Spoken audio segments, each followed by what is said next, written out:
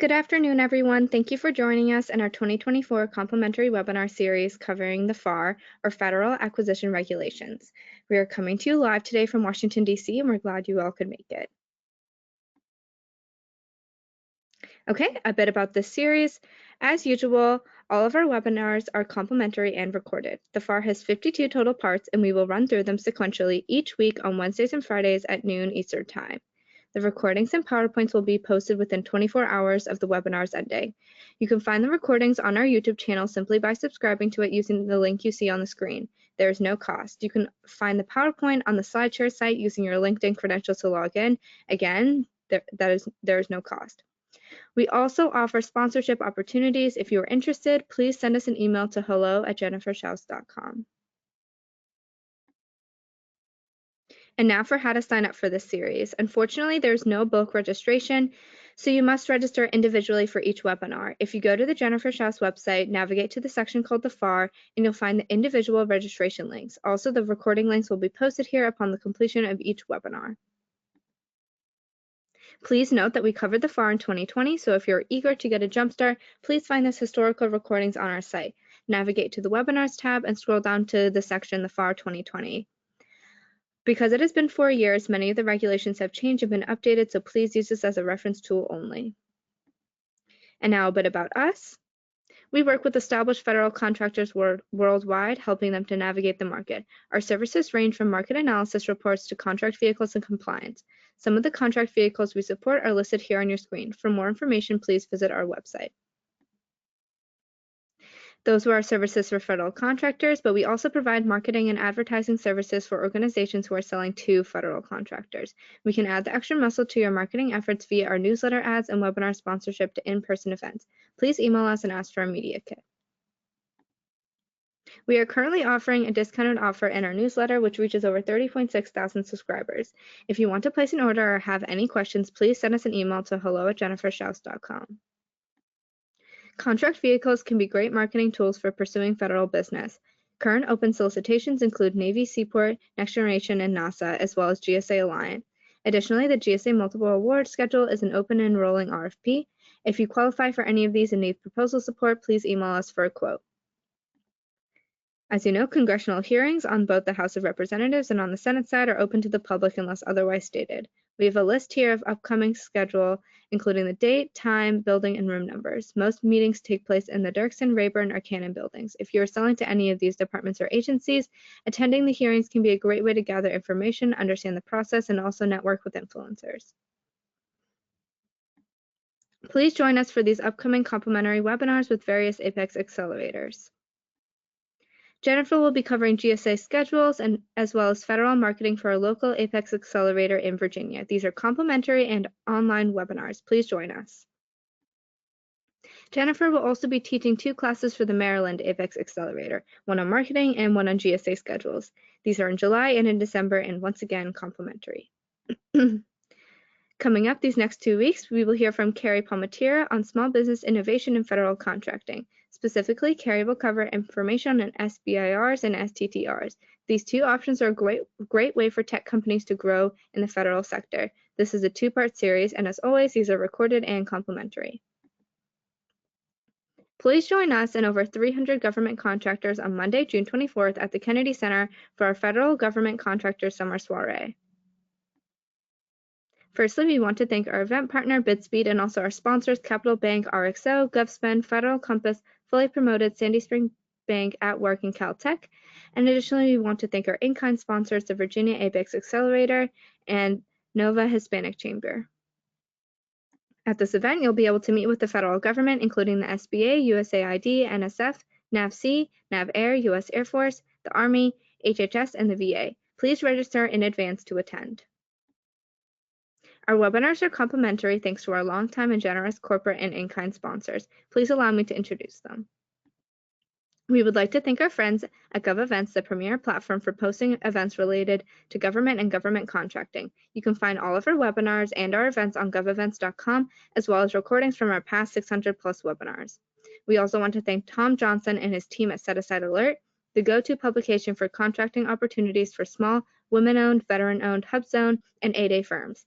Visit setasidealert.com for more information. The Fairfax Economic Development Authority has an online calendar of events and webinars. We want to thank them for posting our events and webinars on their calendar. The Virginia Apex Accelerator at George Mason University offers free one-on-one counseling to established government contracting firms in Virginia on federal, state, and local procurement topics. If you're interested in learning more, please use the links provided to explore their services, review homework recommendations, register for live training, and find useful links to agencies and other self-directed learning. One-on-one counseling is limited to eligible client companies, and appointment requests are handled in the order they were received and based on counselor availability due to high demand. Online resources and group trainings are free with no restriction on business location. Join the Greater Reston Chamber of Commerce's monthly GovCon Council meeting to network with peers, learn about upcoming events and opportunities, and help to shape future programming. The meetings take place the fourth Tuesday of each month at 8:30 a.m. at the Greater Reston Chamber of Commerce. The next meeting will be on June 25th. Do you want help winning government contracts? Bitsby can help. Users can find contract opportunities from federal, state, and local government. Additionally, you can search for teaming partners, incumbent point of contact, expiring contracts, compliance matrices, and also proposal templates. Create your login today at bitsby.com. Bitsby is an official partner of the U.S. Small Business Administration's E2G Empower to Grow program. Events are the ultimate engagement channel to bring government and industry together. 68% of government personnel report that they attend more than one event each year. The Federal Business Council, or FBC, has worked with government and industry for 45 plus years to create gatherings where ideas are shared and to help government achieve its goals. This includes agency industry days, cybersecurity symposiums, technology expos, and offsite meetings. FBC provides full lifecycle meeting planning and event management. With over 5,000 meetings under their belt, FBC has the experience, systems, and personnel to make your next event exceptional. Learn more at www.fbcinc.com. Join us at the Government Procurement Conference on Wednesday, June 12th for a special one-day event focused exclusively on government procurement opportunities for small businesses. This one-day event at the Washington Convention Center will help you do more business with the government, meet and network with hundreds of government and business exhibitors looking to work with small businesses. Matchmaking sessions can match you with government buyers and prime contractors, and the education sessions on small business topics will provide the most up-to-date information. Visit gpcnow.com for more information. Now, last but not least, please check out our friends over at GovBrew. GovBrew is the most read GovCon newsletter, keeping thousands of GovCon professionals in the loop with news, updates, and opportunities in the federal contracting market, all in a fun and accessible email that only takes 5 minutes to read and is 100% free to join. It goes out every Monday, Wednesday, and Friday at 7 a.m. It's filled with great content, event postings, webinars, and more. We encourage you to sign up at govbrew.co, or you can use the QR code you see on the screen. And now the reason we're here today is to cover FAR Part 40, Information Security and Supply Chain Security. Now let's meet today's speakers. Please welcome Hilary Frond and Kelsey Hayes to the webinar. We are so glad to have you both with us today and are excited to hear your presentation. I'll put myself on mute and turn the floor over to you. Awesome. Thank you so much, Emma. As Emma said, I'm Kelsey Hayes, and I'm here with Hilary Freund, and we're here to talk to you about the newly created FAR Part 40 today. Emma, if you could go ahead and go to the next slide, and then I believe the slide after that, we'll start our presentation. So first of all, thank you for joining us this afternoon. We are, like I said, we're here to discuss FAR Part 40. And so at a high level, what is FAR Part 40 and why should you care about it? Well, the new FAR Part was created by a final rule issued by the Federal Acquisition Council this spring. It was issued on April 1st and it became effective on May 1st. It is a new part of the FAR that will address information security and supply chain security requirements when the federal government is acquiring products and services. So during today's presentation, we will break down what exactly is information security, what is supply chain security, and what this new FAR Part might look like. We'll also touch on a request for information that the FAR Council issued also in April, which solicited further information from industry on the contents of FAR Part 40. Next slide, please. So at a very high level and just, up front, I mentioned that the final rule was published in April and became effective in May, but importantly, the the final rule does not implement any of the policies or procedures related to managing information security and supply chain security. It simply establishes the new FAR part. So the final rule came out and said, hey, industry, what we're doing is we're taking, this previously vacant FAR Part 40, and we're telling you this is where we're going to put all the information on information security and supply chain security. So at the moment, it doesn't impose any new obligations, any procedures. There's no new FAR clauses or solicitation provisions associated with the final rule. It's just sort of, a heads up that this is where all our existing and, possibly new information security and supply chain security requirements will be housed. Next slide, please. So what we have here, this is just a screenshot from the new FAR Part 40 as it appears in acquisition.gov. And the purpose here is to show you, just what is in there currently and what is not. You will see that the only information that's included in FAR Part 40 at the moment is the scope of the part, which basically, says what I just said before. It'll address information security and supply chain security when the federal government is acquiring products and services, including, but not limited to, information and communications technology. Next slide, please. And so some of you are probably wondering, okay, well, why is the FAR Council issuing a final rule that basically doesn't have any content in it? Why, it didn't add any new requirements? Yes, this is the case. The plan, according to the proposed rule and publications from the FAR Council, is that separate rulemakings are expected to follow the April 1 publication that will relocate existing information security and supply chain security requirements that are existing throughout the FAR into the new FAR Part 40. So, we'll later on in the webinar, we'll discuss some of these requirements in where they are currently in the FAR and, why they are expected to be moved to FAR Part 40. Next slide. So we already talked about this a little bit, but to provide a little bit more detail as to what this new FAR part will provide, the goal is to include security requirements designed to bolster national security through the management of cybersecurity, supply chain risks, foreign-based risks, and emerging technology risks. For those of us within the government contract space, I think we can all agree that we've seen a recent push in terms of trying to bolster the United States economy industry without having to rely on as heavily on foreign sources. And in order to do that, it appears to us as though the government's trying to insulate itself by creating new restrictions, limitations, prohibitions in terms of what is getting into our supply chain, what we are using to process information technology and things of that nature. So I think this new part, we think this new FAR Part 40 is going to be, your one-stop shop for all of those types of prohibitions, limitations, and restrictions. The way that the FAR Council sees this new FAR part being structured will be similar to how you see FAR Part 23, which discusses the different environmental objectives, and FAR Part 20, which discusses the different labor objectives.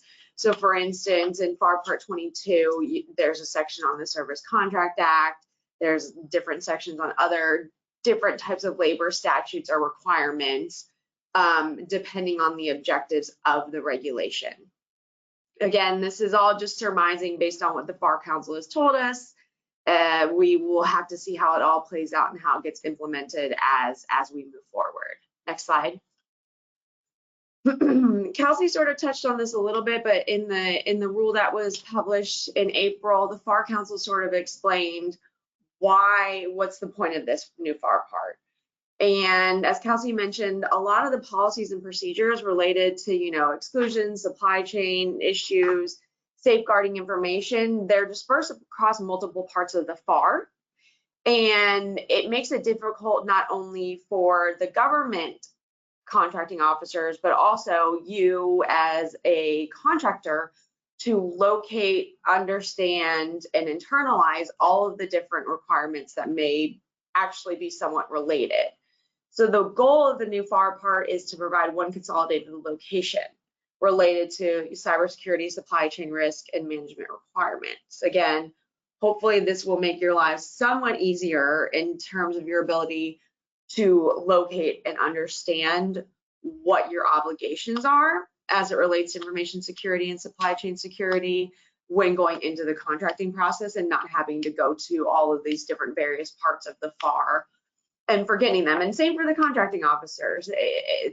There's a lot in the FAR, as we all know, and so making sure that things are organized in a manner that makes sense for everybody is super helpful. So we will have to see how this plays out. Next slide, please. Okay, so I think we've said information security and supply chain security, I don't know, maybe 30 times already. And so let's break that down and provide some definitions of these terms. So information security is the definition you see on the screen. It has to do with protecting information and information systems from unauthorized access, use, disclosure, disruption, modification, or destruction in order to provide integrity, confidentiality, and availability. So I think, at a high level, it is, if you think about the information and information systems that you as contractors use, or as the federal government uses pertaining to acquisition, some of it, a lot of it contains sensitive information, or information that, the government doesn't necessarily want to be made publicly available, but it doesn't rise to the level of classified information. If you're familiar with controlled unclassified information, or CUI, then this, it sort of gets at the same principle. So information security is designed, the idea behind it is the protection of information and information systems. And when we refer to integrity, we're talking about guarding against improper information modification or destruction. When we talk about confidentiality, it refers to preserving authorized restrictions on access and disclosure. And availability, which means ensuring timely and reliable access to and use of the information. So I think a good example with respect to integrity is, I don't know how you can go on Wikipedia and edit profiles of things that might not have to do anything with you. And so, the government doesn't want people entering into their systems and modifying information that people that they don't know anything about, making the information unreliable to a sense. And then confidentiality, from a consumer perspective, is password protecting all of your login information so that somebody can't log into your Target account and buy something using your credit card information. And again, it's the same with government information systems. They don't want people who shouldn't have access to their systems logging in, using that information for improper purposes, or stealing our information, your taxpayer information, your social security number for improper purposes. And I think that's what helps give it a more realistic understanding of what we're talking about here. Yeah, absolutely. And so, the new FAR Part 40 is going, all the government's requirements relating to information security will now be housed in this FAR part. And this definition of information security comes from FAR 2.101, which, if you've been following these webinars that go through each of the FAR parts, you'll know that FAR Part 2 contains all of the definitions, or the defined terms throughout the FAR. So that is our source for that. Next slide, please. And so when we talk about an information system, what are we talking about here? Well, this definition comes from the NIST Special Publication 800-171, which provides the framework of security requirements for protecting the confidentiality of CUI, or controlled and classified information, which I mentioned earlier. So the NIST publication defines an information system as a discrete set of information resources organized for the collection, processing, maintenance, use, sharing, dissemination, or disposition of information.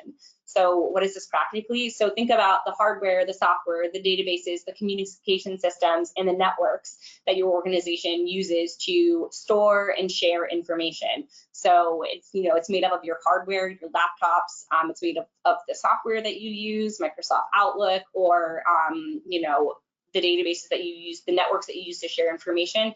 It's all that. It's both the tangible and sort of intangible stuff that stores, shares, and disseminates and disposes of the information that you use in federal government contracting.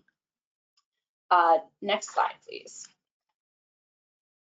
Okay, so now that we've got information system and information security down, let's talk about supply chain. So at a high level, what is the supply chain and what are we talking about when we say the supply chain? So the supply chain, as DoD defines it, is the linked activities associated with providing material to end users for consumption. So those activities include supply activities such as organic and commercial inventory, control points and retail supply activities, maintenance activities, and distribution activities. So basically, you know, when you take all of the pieces, you store the pieces, you put the pieces together, and then you distribute the final product to the federal government. Is probably, you know, at the most basic level. So it's everything from your highest level supply vendors all the way down the chain, every single, you know, nut, bolt, nook, cranny that goes into the final product or service that is then delivered to the federal government.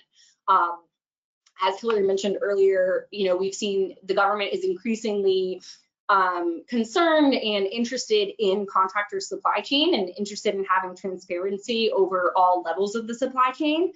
And so, you know, because the federal government is taking an interest in that, that means that you as contractors must also be sure to, you know, be paying attention to everything within your supply chain. It's no longer okay to, well, I don't know if it's ever been okay to sort of, you know, rely on your lower tier vendors and say, you know, I don't know the details of X, Y, or Z. I just rely on my vendor to supply the part. I don't know where it came from. I don't know what went into it. Like, that is not, you know, I don't know if that's ever been okay, but especially now the government is really focused on all, like, transparency throughout all levels. So, you know, and this, it's easy to think about supply chain in terms of products, but it also applies to services. And, you know, the different technology or products or whatever that you use, like what makes up your information system in providing those services to the government. And we'll talk about some more specific examples of how, you know, the products and services or the supply chain implications that have come about in the past couple years. And to give you sort of a more concrete idea. Spoiler alert, if you're familiar with Section 889 of the 2019 NDAA and the Huawei companies, that's what we're talking about here. That's sort of what we're getting at. If you can go to the next slide, please. So supply chain security is not defined in the FAR yet. I would expect a definition to be included in FAR Part 40 once that part is finalized. We can look at the definition of supply chain risks, which comes from the Federal Acquisition Supply Chain Security Act. And again, just to give you a better idea of the government's concern and why the government is increasingly focused on supply chain and supply chain risk. So these statutes in implementing FAR and DFARS regulations define supply chain risk as the risk that any person may sabotage, maliciously introduce unwanted function, extract data, or otherwise manipulate the design, integrity, manufacturing, production, distribution, installation, operation, maintenance, disposition, or retirement of covered articles so as to surveil, deny, disrupt, or otherwise manipulate the function, use, or operation of the covered article or information stored or transmitted on the covered articles. That is a very big definition, but again, it goes to this point of transparency. The government wants transparency throughout your entire supply chain because they want to be sure, you know, to eliminate or reduce the risk that any person can, you know, input or introduce a bug or, you know, a hack or whatever into your computer software, or, you know, in particular, the surveillance concern, again, talking about Huawei, and we'll talk about Kaspersky, but I think maybe I watch too many spy movies, but I think supply chain risk is sort of what you see in those espionage movies. You don't want somebody putting something in your hardware or software systems, like a bug or a Trojan horse or whatever they're called, and being able to have access to information that they shouldn't and use that information in an unwanted or adverse manner to the extent that it is meant to be used. that, and again, I think one of the bigger concerns is foreign sources, foreign entities coming in, getting the insider information, insider scoop into government systems, contractor systems, federal government contractor systems, things of that nature, that they can take that information and use against us as a country, or to their advantage in terms of their emerging technology or things of that nature. Yeah, that's perfect.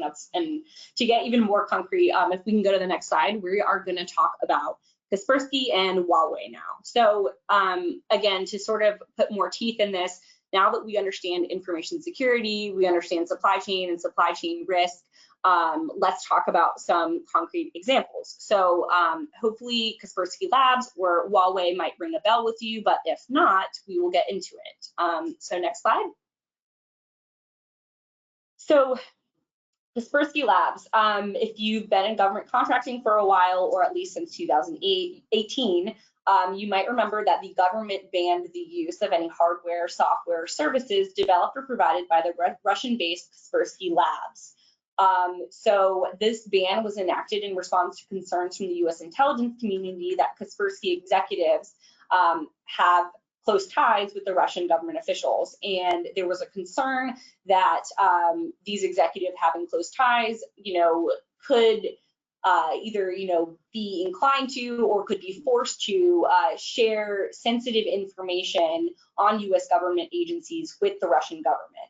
And so if you are a U.S. company that does federal government contracting, you will have sensitive information, possibly, CUI, stored on your information systems. And so if you're using any hardware or software developed by Kaspersky Labs, the concern was that Kaspersky would then have access to that information and could then share that information with the Russian government. And for all the reasons we've been discussing, this is a concern. The government has sensitive information that, not only does it not want to be made public, but it certainly doesn't want to be shared with the government's Russian government or other the governments of other foreign nations. So we could go to the next slide. We will. Another example, more recent example you might remember and think about is the Section 889 ban. This is the fiscal year 2019 National Defense Authorization Act. Section 889 said we're going to ban the government's procurement of equipment and services from Huawei Technologies and other companies, and also prohibit the government from entering into contracts with government contractors that use Huawei equipment or services.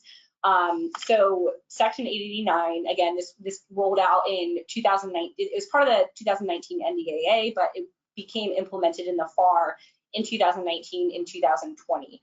So there are two separate bans. The first is on the government's procurement of equipment and services from Huawei, so like direct procurement. You as a contractor cannot sell Huawei technology or services to the government. And then the second part of the ban is that the U.S. government cannot enter into a contract with you, government contractor, if you are using any Huawei equipment or services. So this ban is broader than the Kaspersky Labs ban. It's saying, we can't work with you if you use any Huawei equipment or services. Similar to the Kaspersky ban, the Huawei ban came about in response to concerns from the intelligence community. Huawei and the other companies, there's several other companies that were banned under this rule, have ties to the Chinese government. And again, similar to Kaspersky, the concern behind this ban is that these companies could be inclined to or could be forced to share information that they can obtain from government contractors with the Chinese government. And so again, it goes to the protection, the integrity, the confidentiality of information, on our information systems, and sort of protecting that from getting into the hands of our adversaries. Well, and I think one thing to note about the Huawei ban, and Kelsey, correct me if I'm wrong, is that ban basically says, even if you have other systems that you're not using for your federal government contracts, you are still not allowed to have anything in that system that is procured, acquired, whatever from Huawei.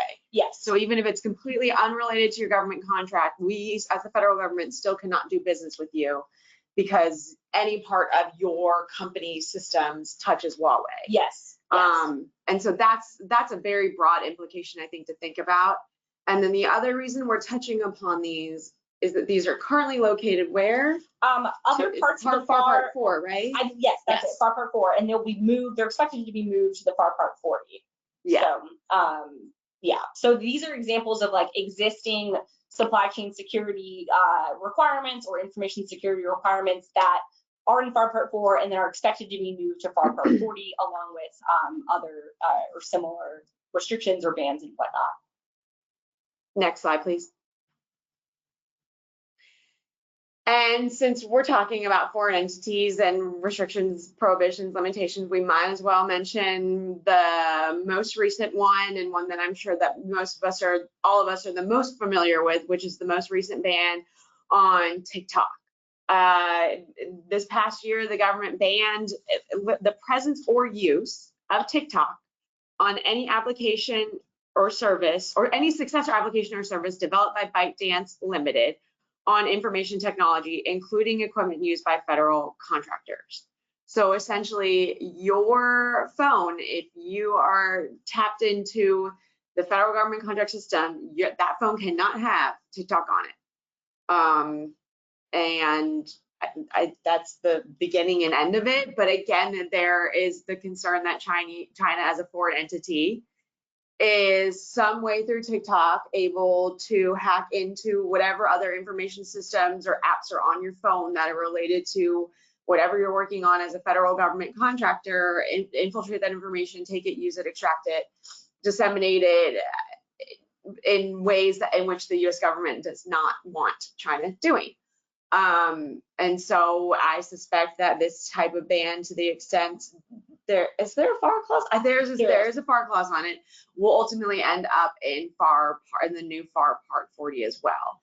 But again, I think the purpose of these 3 examples are just to give you more tangible, real life understandings as to what we talk about when we say supply chain, information security, and things of that nature. Next slide. I think we just touched upon this again with the creation of FAR Part 40. You'll be able to see all of these restrictions in one place. That's the bottom line. Next slide.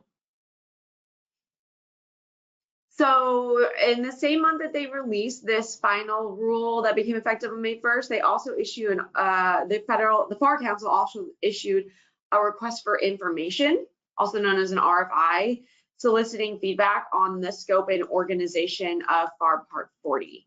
The FAR Council listed a few specific things that they were seeking feedback on, including what sections of the FAR do you think would benefit for being included in FAR Part 40, and what other suggestions do you have for otherwise improving the proposed scope or subparts of FAR Part 40.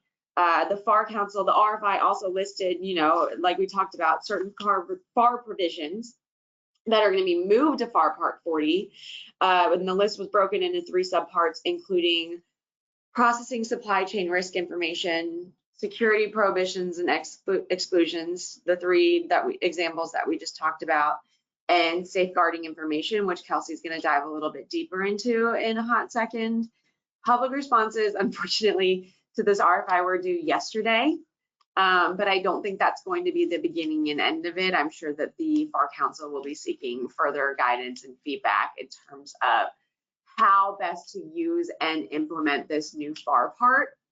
And while I'm sure it's probably frustrating as a contractor and as to why they released this new FAR part without anything in it, at the very least, you are being given the opportunity to provide feedback before they actually implement or put anything into this new FAR Part 40, which, a lot of the times isn't the case. There's just a new prohibition, restriction, limitation introduced, and that's the beginning and end of it. But hopefully with the industry's feedback, that will help craft this FAR Part 40 to be effective and efficient for everybody that needs to go to it in order to understand their obligations as a federal contractor. Which will pretty much be everyone in federal contracting. Right, so. Yeah, exactly. Next slide, please. Okay, so one thing we want to highlight, and this what you have on the screen comes from the RFI that Hillary just discussed, is that FAR Part 40 is also supposed to cover safeguarding of covered contractor information systems. And this will include controlled unclassified information, or CUI. So if you are a government contractor and you work under any contract, you're pretty much, I believe there's an exception for cost items, but your contract will contain FAR 52-204-12, and that's the basic safeguarding of covered contractor information systems. And if you do DoD work specifically, your contract will likely include DFARS 252-204-7012, and that is the DFARS clause that covers controlled and classified information. So why are these? Why is this, FAR Part 40, this point on CUI important? What is CUI again at a high level? Let's just go through that quickly. So CUI is controlled unclassified information. So it's information that the government deems sensitive enough that it doesn't want to be out in the public, but it's not quite the level of classified information. So it's sort of that in between of what the government posts on sam.gov pertaining to a procurement and your contract is a classified contract. It's sort of in between. It's information relating to, the government procurement process or a particular acquisition that, again, the government doesn't want public, and, it requires some level of protection. If you are familiar with the FAR 52-204 clause on basic safeguarding of covered contractor information, you should be familiar with federal contract information, or FCI. This FAR clause requires you to have 15 different security controls in place to protect federal contract information that resides on your contractor covered information system. So basically an information system that is owned or operated by a contractor that processes, stores, or transmits federal contract information. And so the FAR clause behind this, like I said, it imposes 15 different security requirements, such as password protecting information, two-factor authentication and whatnot. So different security controls of that nature to protect FCI on your information systems. And if you are familiar with the DFARS-7012 clause, that pertains to covered defense information, or CUI. So it's similar in nature, but again, in general, think of it as information that requires a certain level of protection. The DFARS-7012 clause is sort of requires 115 different security requirements, and these security requirements come from 110. I'm sorry, come from the NIST special publication 800-171 that we referenced earlier. It is the publication that sets forth the framework for safeguarding and protecting CUI. So if you're familiar with those clauses already, then you sort of, you have an idea of what we're talking about here. And I want to highlight that the proposed, or that the RFI envisions the CUI and the new CUI FAR rule to be covered by FAR subpart 40.3. So in around, I believe it was 2016, the government announced that it was going to come up with a FAR clause governing CUI, controlled and classified information. Right now, there is a DFARS clause covering CUI, and I believe an HSS clause and a Department of VA clause. But the FAR clause, the existing one that I was talking about earlier, only covers federal contract information. It doesn't cover CUI. So this forthcoming FAR clause is supposed to come out with it's supposed to be a standard FAR clause to govern the handling and protection of CUI throughout the government as sort of a baseline, right? We have the DFARS rule, we have the HHS rule, but this is going to be a FAR, so government-wide rule on CUI. It's much anticipated. It was, percolating in 2016, but was sent back for review. It is now, as of this week, being reviewed by the OMB, and we actually expect it to come out fairly soon. That is one of the final stages before a proposed rule is published or a final rule is published is OMB review. And so, that's where we're at. I think, anyway, this all matters because this is going to be a big rule. It's going to have, major impacts on all government contractors, and it should be, and at least per the RFI, it's going to be covered under FAR Part 40. So this new FAR Part that's created, the requirement, the new FAR clause will go here. If you could go to the next slide, please. One more click. Okay, so this is the current FAR subpart 4.19, which is the basic safeguarding of covered contractor information system section. And so this is the information, these are the requirements that we expect to be moved to FAR Part 40. And so you can see there on the screen, it has the definitions of covered contractor information system and federal contract information, which again, at a high level. So as well as the FAR 52-204-21 clause, the clause that covers FCI. So anyway, these requirements, they already exist. We expect them to be moved to FAR Part 40, again, to sort of consolidate all of the different cybersecurity, information security, supply chain security requirements that are out there. And as Hillary mentioned earlier, the Kaspersky Labs ban, the Huawei ban, the TikTok ban, and similar sort of prohibitions that are currently located in FAR Part 4 or FAR Part 25, other parts of the FAR are now going to be relocated to FAR Part 40. Again, the purpose of this is to make it easier so you can go to one part of the FAR and understand all of your information security and supply chain security obligations, at least in terms of the FAR. So it's important to note that you have, like if you have a DoD contract specifically or an HHS contract, different federal agencies can impose their own requirements on contractors through FAR supplements. So the DFARS is the Defense Federal Acquisition Regulation Supplement, or the HHS SAR or something like that. It's HHS Acquisition Regulation Supplement, etc. So these information security, supply chain security requirements will cover, will consolidate what is currently in the FAR. But if you're doing work with a specific federal agency, which you have to go look at that specific federal agency's acquisition regulation supplements to look at any additional or differing security requirements that you'll be required to implement during your performance of a government contract.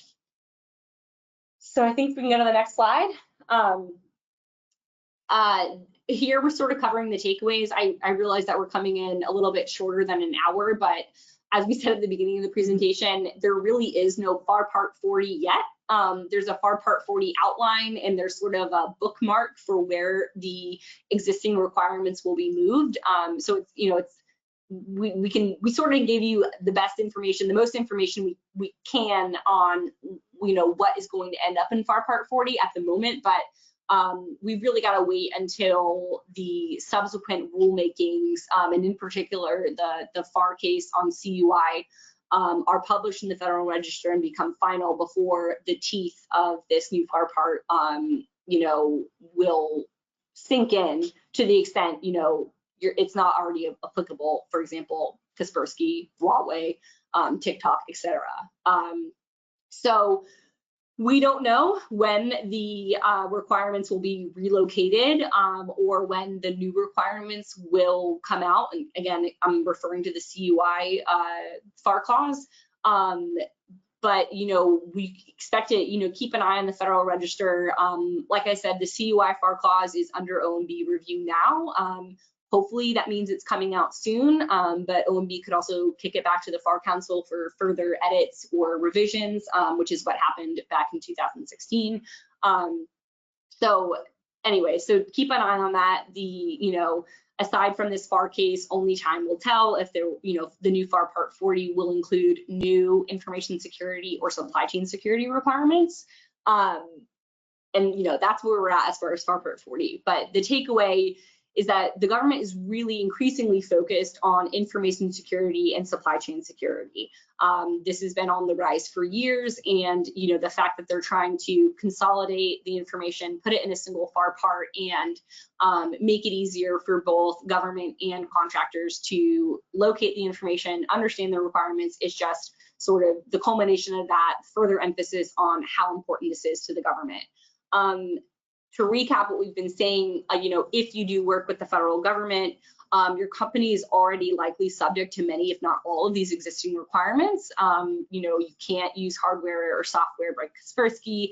You can't use Huawei or other technology or equipment, produced, manufactured by the companies covered by the Section 889 ban. The TikTok ban applies to you, et cetera. So a lot of these requirements that we talked about today are not new. They already probably apply to you, and your company is responsible if these FAR clauses appear in your contracts, which they likely do. Your company is already responsible for compliance with them.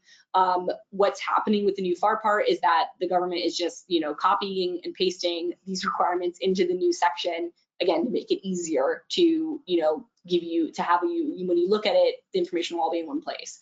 So now is a good time to consider performing an audit of your information systems and supply chain if you have not already, or if you're not already on top of it. But what we mean by audit is really going through, all of the vendors that support your government contract business, or, your business as a whole generally, to get a feel for, the companies that you're using. You shouldn't be using anything from Huawei. You shouldn't be using anything from Kaspersky. Make sure TikTok is off your phones. If your phones or technology or hardware devices are being used in the performance of a government contract, and sort of take stock of the vendors you're using, the vendors you're not using, and make sure if you're using a vendor that is banned or prohibited under an existing requirement in the FAR, that you take steps to sever ties with those companies. Kaspersky Bands is a Russian-based company, and the Huawei companies are China-based companies. TikTok is also based in China. So not to say that there's a trend, but given the geopolitical tensions between the US and China, really look closely at any hardware, software, services, supplies that you are using from companies based in China. It's a growing concern for the government, and even if it's not directly banned right now, you might want to consider replacing those vendors with approved vendors or even domestic vendors. So I think I think that's all we have. Anything else from you, Hillary? No, the only other thing I would say when you're performing your audit is to go through and make sure if that 52204-12 clause is in there, that you have the 21, that you have all the safeguards in there that it says that you should have. And if you're a DoD contractor and you've never heard of the word NIST before, then that's definitely something I would suggest you look into as well. Yeah, absolutely. But please feel free to reach out if you have any questions or follow-ups. We will be closely monitoring the development of this, and we'll see where it goes from here. Yeah, absolutely. Thank you all so much. So that's Hillary's information on the screen right now. Her email address is there. You can also find our bios on Holland & Knight's website. So I understand we don't take questions in this webinar directly, but do feel free to email both of us or either of us after the presentation if you have any questions or just want to discuss further. And that's my information. So thank you both for, oh, sorry. Thank you both for such an informative presentation, and thanks to everyone who joined us today. As mentioned, you can always catch the recordings on our YouTube channel within 24 hours, and you can find over 600 webinars on government contracting there. Thank you again to everyone who joined us, and thank you to Kelsey and Hillary.